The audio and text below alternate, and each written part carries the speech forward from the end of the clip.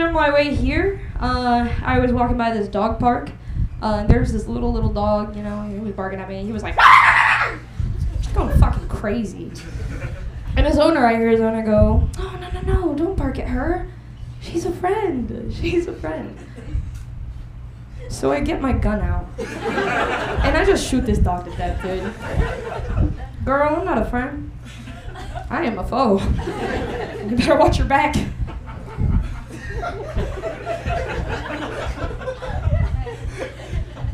So, I don't know if a lot of you guys are from Chicago, but, I take the CTA a lot.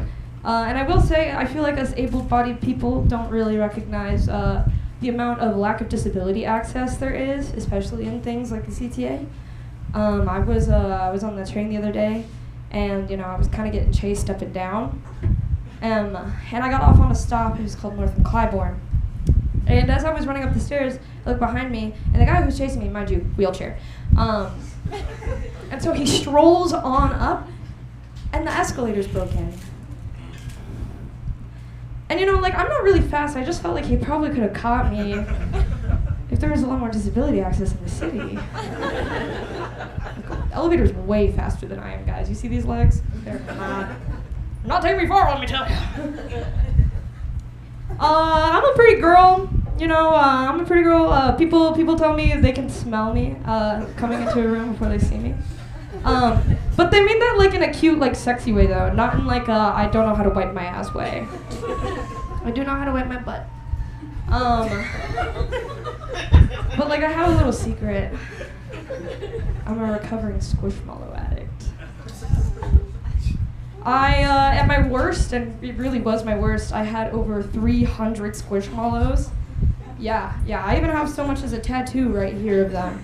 I was down bad, guys. I was spending weekends, 10+ hours going to various different Mariano's, Jewel Osco's, Targets, Marshalls, Burlington Coat Factories, TJ Maxx's, Walmart's. There's a lot of places that sell Squishmallows.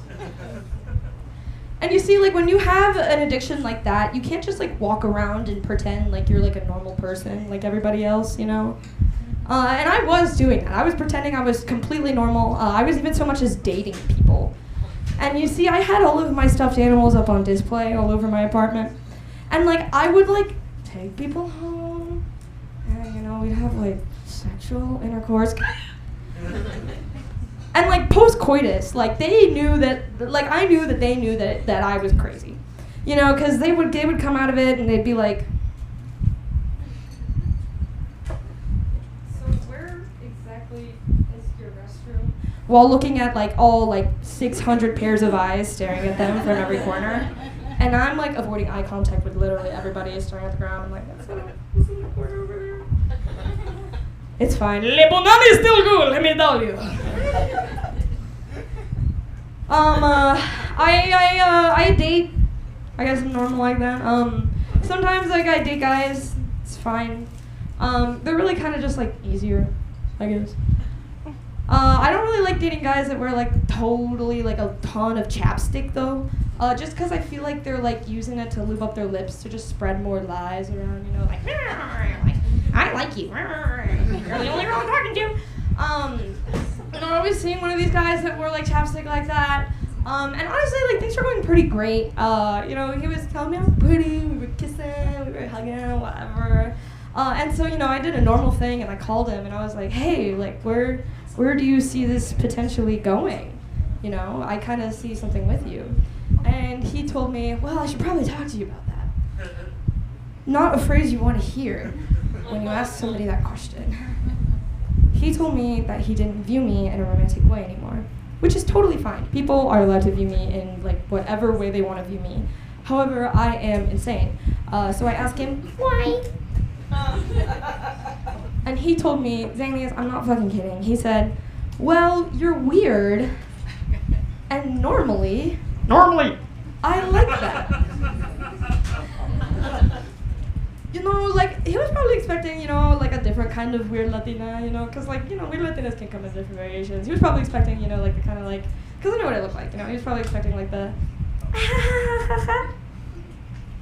no, I used to watch Dragon Ball with my brothers a lot. And I liked it. It was pretty good. But I'm not like that, you know. I'm more of a like, oh, don't get me angry or I'm gonna go Super Saiyan. Like I'm like that kind of weird Latina, and they're very different. They're very different, let me tell you. And I was like pretty devastated when he told me that, you know. Somebody just told me they didn't like me for like the sole purpose that I like me for, which is my personality. So, you know, I did something that I probably like really shouldn't have done. Me and my father don't have the closest relationship. My parents are immigrants here, and I feel like that's just like standard for first generation Americans, you know. So I called him because he's trying to mend our relationship now that we're older.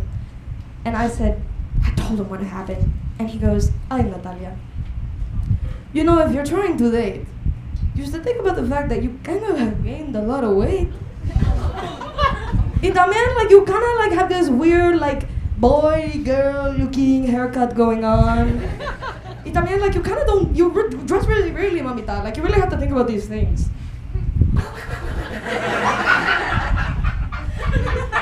I called 2 guys in the span of 1 hour, and I got told that I was fat, that I was weird, that I dress weird, that I'm gay. But not one of them told me that I was ugly. I just gotta take my ones where I can get them. I'll leave you out with this. I'm pansexual. I feel like that's been pretty obvious the whole time. Look at me. You know, I knew who I was growing up. I was watching Men in Black 2, like those first like 10 minutes where it was like that really sexy lady before she turned into an alien, and I was like, whoa, why do I feel fuzzy? So I came out to my mom at like the age of 12 as bisexual because I didn't know pansexual was a thing. And here's the thing, when you come out to your mom at an early age for something like bisexuality, like you really should like rethink that. I thought my mom was like pretty chill with queer people, mainly because she was like, "Natalia, I knew Ricky Martin was gay before anybody else did. And that is why I did not have a crush on him." So when I came out to her, she was like, "Natalia, being bisexual is not real. At the end of the day, you marry a man or you marry a woman." And I'm 12 years old, and I'm like, fuck, dude, she might have a point. I come out to my dad, right, at a much later age. I was like 19 at this point, and I was like, yeah, whatever, dude, like, I'm bisexual. And he goes, "Oh, it's good. That means you and I can check out hot chicks together." Brother, no. We went to Cancun a few years later, because he got it like that. And, you know, it was an all-expense resort, because he got it like that. And, you know, when you're at a place like that, there's like a bunch of beautiful ladies all over the place. And like, lock me up, throw the key. I was looking. All right, I was looking. And the thing is, I hear my dad in the corner. I hear him go, "Ay, Natalia! Mira esa chica caminando ahí, ¿ah? Yeah, it's sexy." We were looking at the same girl, bro. Like father, like daughter. Anyways, Zanies, that's my time. Thank you. Bye.